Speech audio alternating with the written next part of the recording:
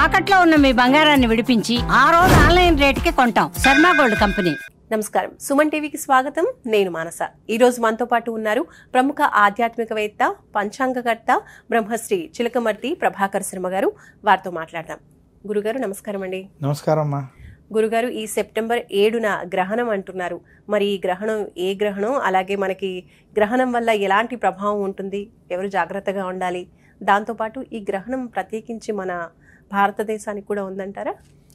చాలా మనకిప్పుడు సెప్టెంబర్ మాసం 7 సెప్టెంబర్ 2025 ఈ సంవత్సరం మనకి ఆదివారం రోజు రాహుగ్రస్త చంద్రగ్రహణం మనకి ఏర్పడుతుంది.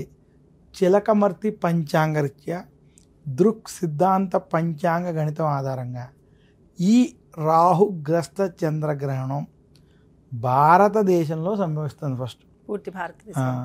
ముఖ్యంగా ఈ గ్రహణం కుంభరాశిలో శతభిష నక్షత్రంలో ఈ యొక్క గ్రహణం మనకి భారతదేశంలో కనపడుతుంది.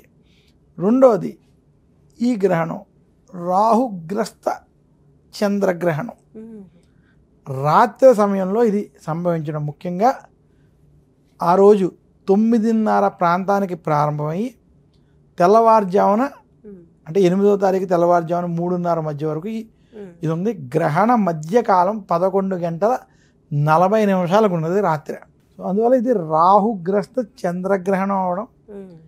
ఈ గ్రహణం భారతదేశం, ఆసియా ఖండం, అలాగే రష్యా వంటి దేశాలు, అలాగే కొంత దుబాయ్ వంటి యుఏఈ వంటి ప్రాంతాల్లో ఈ గ్రహణ ప్రభావం ఉండబోతోంది. ఈ గ్రహణాన్ని కుంభరాశి వాళ్ళు, సింహరాశి వాళ్ళు చూడకూడదు. ఈ గ్రహణ ప్రభావం ఈ రెండు రాశుల మీద కొంత అధికంగా ఉంది. అలాగే ఈ గ్రహణ ప్రభావం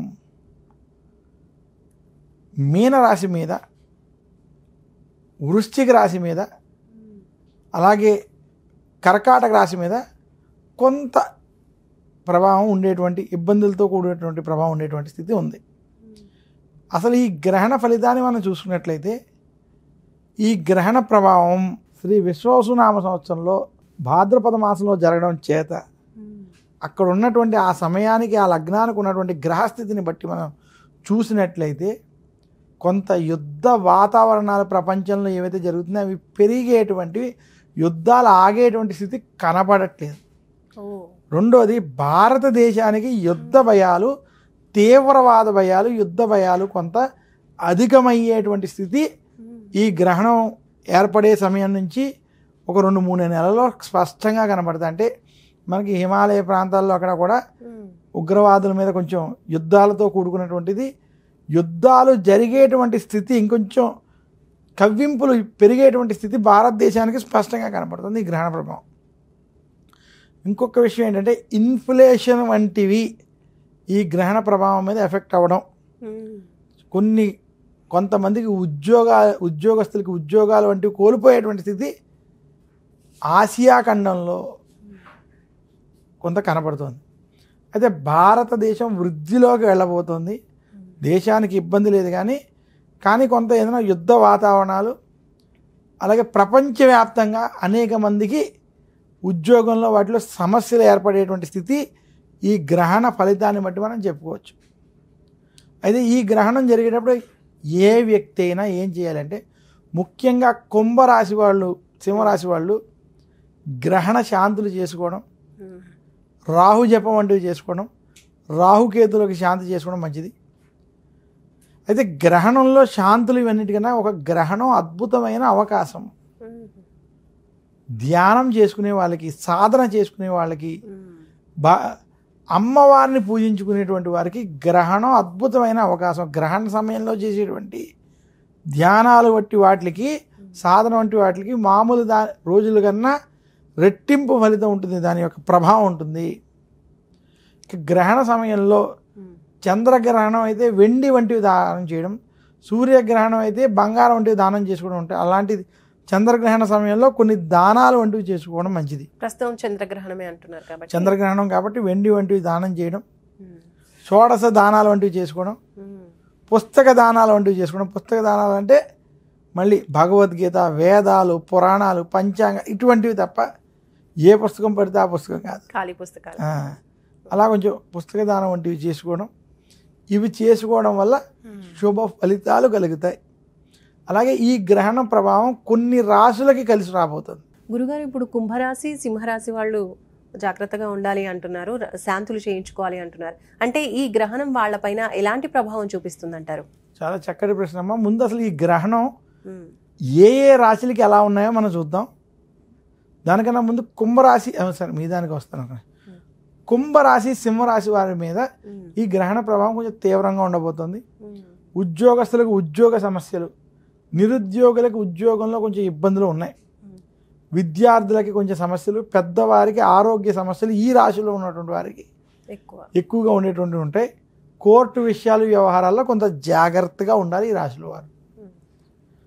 కొంచెం అంత అనుకూలమైనటువంటి స్థితి కాదు, ఆరోగ్యం కాపాడుకోవడం మంచిది. మానసిక ఒత్తిళ్లు కలిగేటువంటి స్థితి ఉన్నది. మరి కలిసి వచ్చే, అంటే ఈ గ్రహణం వల్ల ఏ రాశులకి కలిసి వచ్చే అవకాశం ఉందంటారు? ఈ గ్రహణ ప్రభావం వృషభ రాశికి, తులా రాశికి కొంచెం కలిసి వస్తుంది.